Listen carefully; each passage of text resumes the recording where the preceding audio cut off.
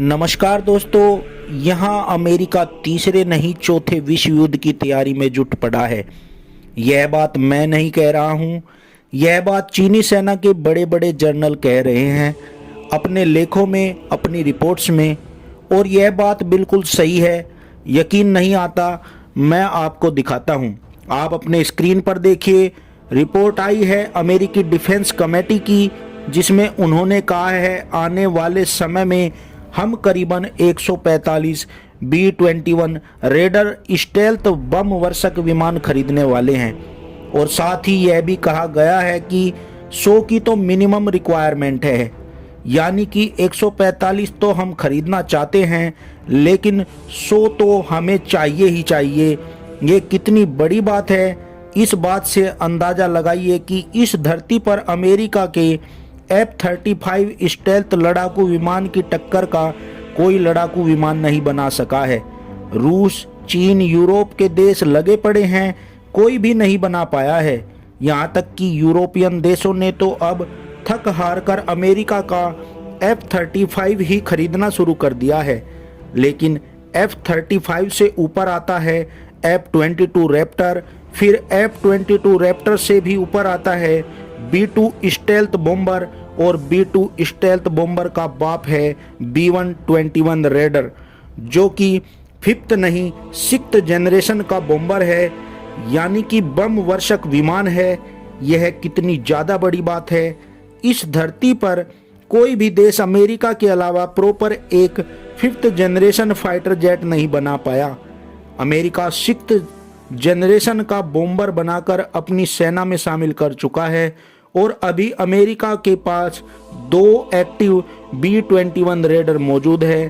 और इसी B-21 raider को करीबन 150 की संख्या में खरीदने की बात कर रहे हैं अमेरिकी वायुसेना के अधिकारी, और अपनी संसद को कह रहे हैं 100 तो हम लेकर रहेंगे, मिनिमम है, हो सके तो 150 तक का बजट हमें अप्रूव कर दीजिए। और इतना ही नहीं, अगर आपको लग रहा है बात खत्म हो गई, तो अभी तो आपका चौंकना बाकी है। इसी आर्टिकल में नीचे आप यह पढ़िए, अमेरिकी वायुसेना कह रही है कि हमारा क्राइटेरिया है कम से कम 220 स्टेल्थ बम वर्षक विमान हर समय युद्ध के लिए तैयार रखना। इसलिए 145 तो हम B-21 रेडर खरीदेंगे, लेकिन इसका मतलब यह नहीं कि हम B-2 स्टेल्थ बम वर्षक विमान को रिटायर कर देंगे। नहीं, B-2 भी रहेगा, और टोटल हमारा जो बेड़ा है बॉम्बर्स का वो 220 के ऊपर रहेगा। कितनी बड़ी बात है, जरा इस बात से अंदाज़ा लगाइए। चीनी सेना के पास आज की तारीख में टोटल 122 बॉम्बर हैं, और इनमें से एक भी स्टेल्थ नहीं है, 0 स्टेल्थ। और ज़्यादातर ये सोवियत ज़माने के पुराने प्लेन हैं, जिन्हें बॉम्बर के रूप में बदला गया है, यानी कि कोई भी टक्कर नहीं है। चलो रूस की बात कर लेते हैं। रूस के पास 180 बॉम्बर हैं, इनमें से 0 स्टेल्थ हैं, एक भी स्टेल्थ नहीं है। सुपरसोनिक जरूर है, लेकिन कोई भी प्रॉपर स्टेल्थ बॉम्बर का काम नहीं कर सकता, यानी कि कोई टक्कर ही नहीं है। अमेरिकी वायुसेना की तैयारी है आने वाले 50-60 साल नहीं, बल्कि 100 सालों तक एयर स्पेस दुनिया भर का डोमिनेट करने की। हालांकि आप कहोगे कि इसमें भारत कहाँ खड़ा है, तो आपको बहुत दुख होगा जानकर हमारी सेना में एक भी बम वर्षक नहीं है। जी हाँ, 0 बम वर्षक विमान है, बल्कि हमें कम से कम 3 से 4 सुपरसोनिक बॉम्बर हर हालत में चाहिए। इसलिए पिछले कुछ दिनों में आप देखिए खूब रिपोर्ट आ रही हैं कि भारत यहाँ पर या तो अमेरिका का B-1 लैंसर या फिर रूस का TU सीरीज़ का बॉम्बर खरीद सकता है, लेकिन अभी तक उस पर कोई बड़ी प्रोसेस नहीं हुई है। मुझे लगता है, मुझे पता है आप में से कई लोग ऐसे होंगे जिन्हें पता ही नहीं बॉम्बर असल में होता क्या है।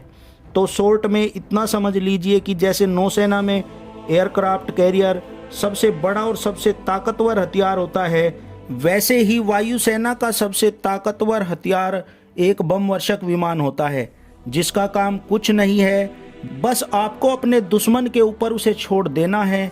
वो क्या करेगा, दुश्मन के देश के अंदर घुसेगा, जो शहर आपको टारगेट करना है टारगेट कर लीजिए, उसको पूरी तरीके से मिट्टी में मिला सकता है। अगर आपके पास एक बॉम्बर है तो ज़रा सोचिए, इतना बड़ा प्लेन अगर स्टेल्थ हो जाए, मतलब कि दुश्मन के जितने भी रडार हैं, जितने भी डिफेंस सिस्टम हैं, किसी को पता ही ना चले। इससे आप अंदाज़ा लगाइए कि बॉम्बर्स में कितनी पावर होती है।